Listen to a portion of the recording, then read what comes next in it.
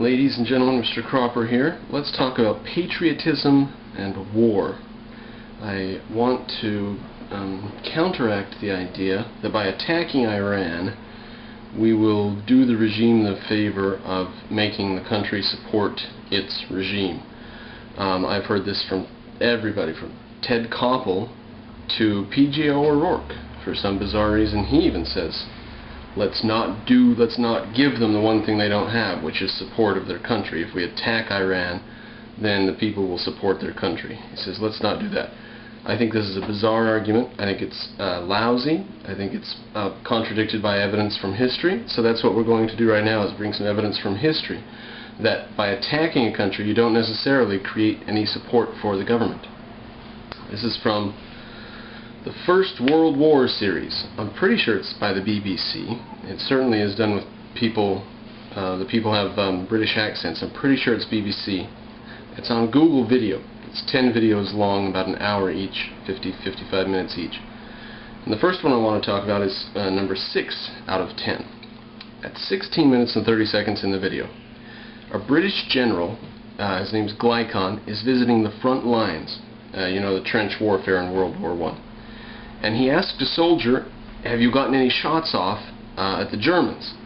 And the soldier says, well, there is this one old bearded bald guy who keeps sticking his head up over the parapet and looking around. And Glycon says, well, why didn't you shoot at him? And the soldier says, shoot at him?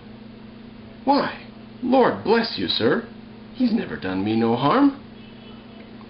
Now the Glycon to himself afterwards says in a letter, he says, this is a shocking example of live and let live. Now, live and let live was a doctrine that was plaguing the armies of both sides. French, German, even the Italians had this problem. And the British, of course, because this was a British soldier we're talking about here.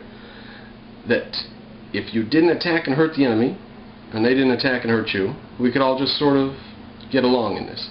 Remembering that the Germans are the ones who had attacked. So you'd think that the French and the British and the Italians would feel patriotic towards their cause and hatred against the enemy. That's what everybody and their horse and uncle today are saying, that if we attack Iran, they're going to feel patriotic about their country. Even if they hate it and they hate the regime, they're going to support it because they were attacked. It just doesn't hold true in history.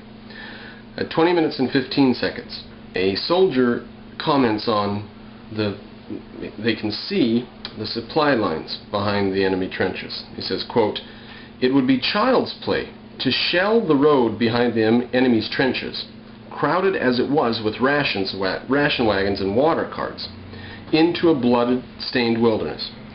But on the whole, there is silence. So they can actually see the enemy. They actually have enough intelligence just from looking over there to be able to do quite a bit of damage to the enemy cause. But he says, quote, on the whole, there is silence. Continuing, after all, if you prevent the enemy from getting his rations, his remedy is simple. He'll prevent you from getting yours. Now you see no consideration for the nation at large, or the nations at large, clashing. It's simply, how can I survive and how can he survive? Now, I believe the reason for this is because the people don't identify with the regimes that are sending them to war. And indeed, none of those governments that fought in World War I exist today, except the British government under, you could possibly argue the British government has continued since then. But all the other governments are gone, are wiped out. So these were not regimes that had the support of the people. Throwing their people into war, they didn't have the support of the war, even though they were being attacked. So this is just historically puts to shame the idea that attacking Iran would suddenly make patriotic Iranian supporting citizens out of the Iranians. The ones who hate the regime will continue to hate the regime, even if Americans are trying to rescue them from the bad regime that they hate.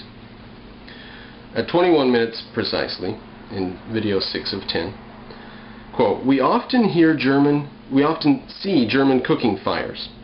It is only common courtesy not to interrupt each other's meals with missiles of hate, end quote.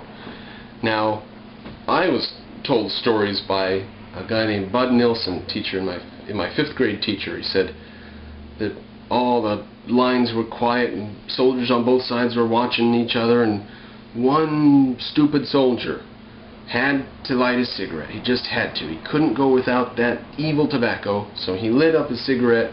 That let the Germans know that there were men over there and where they're at, and they started bombing. That's what I was told in 5th grade about it. But from this soldier's mouth right here, he says, you don't try to interrupt the enemy when he's eating. That's common courtesy. So it was a little less bloodthirstiness than I was led to believe as a youngster, and some other people may have been led to believe also. At 21 minutes and 50 seconds, quote, British or French soldier says, "We received a message tied to a stone from the German trenches. Quote, we're sending a 40-pounder.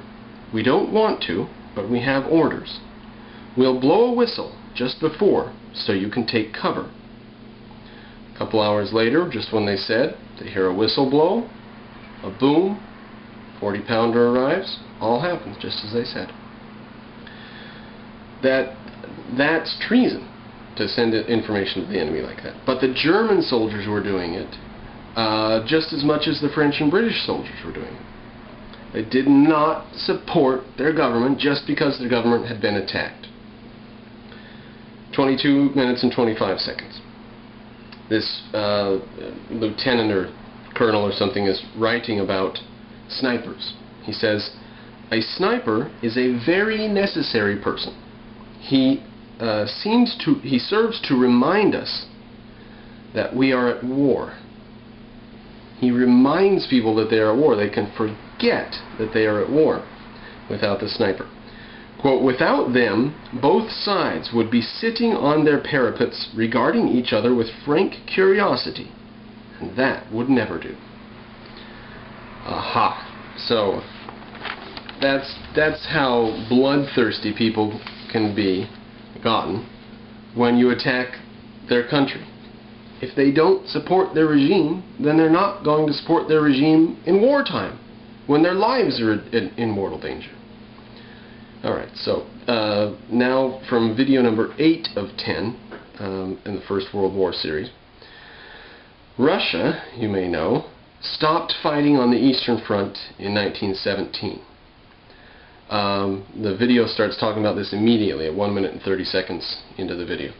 And the Russians were invaded by the Germans. How can you say that people support their country and their government in a war? It's not true. You can say that Lenin was sent there by the Germans to undermine the country, but he was sent there because of the fragility of the situation. He didn't go there to a completely perfectly healthy Russian front line and a citizenry that was totally behind the Tsar and proceed to corrupt it. No, he went there and he took advantage of corruption and lack of patriotism that was already a fact. But leaving aside the possibility that we can put that down to communism and Lenin, let's go to the French mutiny of 1917. General Nivelle ordered an attack on a heavily defended German ridge, the Chemin des Dames, by over 1 million French soldiers. That's an incredible number of soldiers to have in an attack. 40,000 were killed in the first days, but Nivelle ordered the attack to continue. Now, to put that in perspective, 40,000 people, soldiers, French soldiers, killed in the first days. America lost in Vietnam less than 40,000 soldiers over a 15-year period. And people are still upset about that war. We lost 58,000 in Korea over a 2-year period. And in a few days, the French lost 40,000. And in a few days, the French lost 40,000. So, astonishing numbers of people being killed.